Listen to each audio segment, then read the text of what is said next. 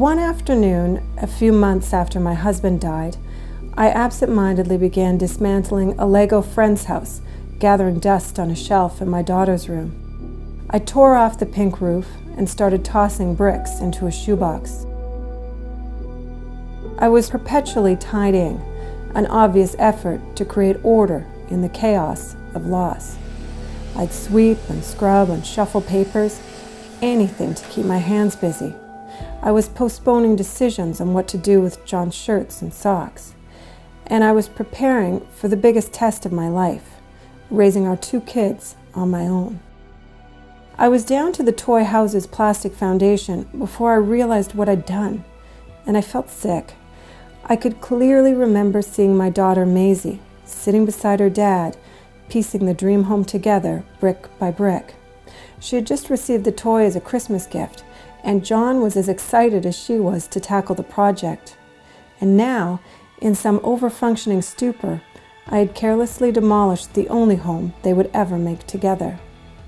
This, in a nutshell, is grief and parenting, stumbling, fumbling, and trying to move forward while clinging to a past that can't be preserved. My daughter was furious when she saw what I'd done. I'm not sure if she was angry because I broke part of a connection to her dad, or simply because I invaded her space. I felt too guilty to ask.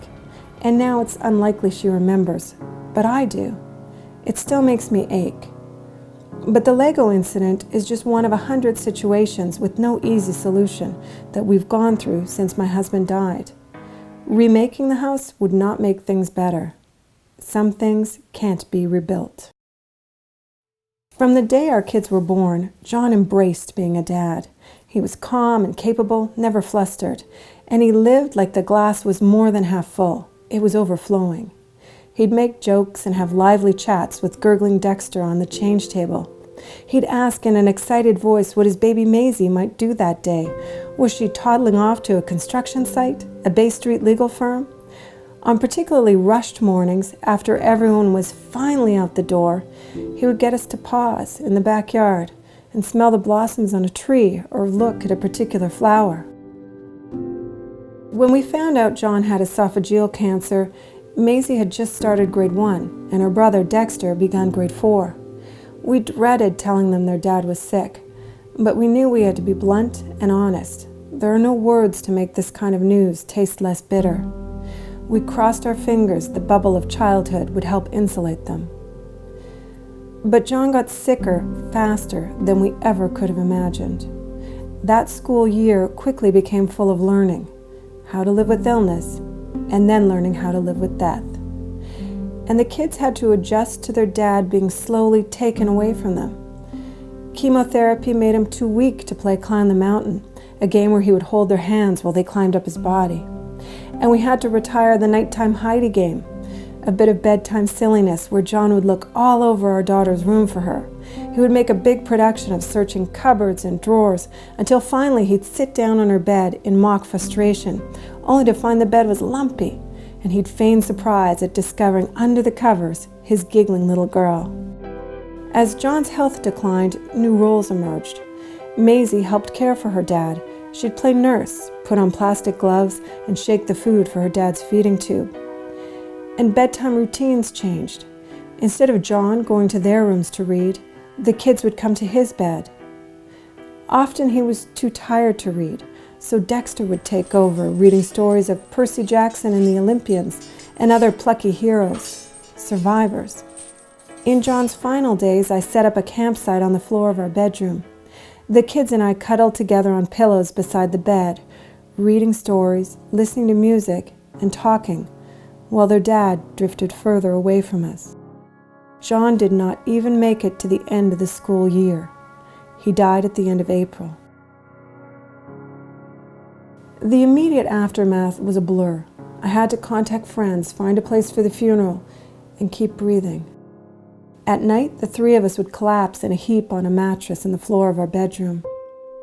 Our strength was bolstered in our nest, and in the months that followed, it was vital for the kids that we stick to our family traditions. But while some routines are the same, everything feels different. 3 years on, we still celebrate John's birthday and enjoy his favorite dinner, butter chicken, and we have cake. Now there's an additional day on our calendar. We call the day John died Daddy Day. I take the kids to lunch and we skip the afternoon of school. We explore parks where we haven't been before, and we drive around listening to John's favorite songs on a CD his best friend made for us. I've always been a mom who creates lists for everything. Lists of what gets done during the week, lists for groceries, lists for house repairs. So now I keep lists of achievable fun. Parks or festivals we could go to, simple adventures. Each check mark is an accomplishment of getting through another first without their dad. Go to the park, check. Visit the driving range, check. Take a vacation as a family of 3, check. And when we are jumping into pools, binging on roasted marshmallows, and having fun, I feel like we are closest to John. I know he would want nothing less than this. We are less fragile today, but we will always be mourning. There's a new kind of growth chart in our lives. Instead of marking their height against pencil notches on a door frame, our progress can almost be gauged against a spiritual yardstick. But as much as we are lurching forward, we don't welcome the widening distance of the time from when John was here.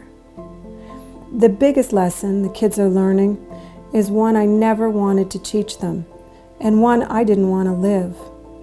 You don't get to outgrow grief or graduate from it. Like stepping on a stray piece of Lego, it's painfully searing, catching you when you least expect it.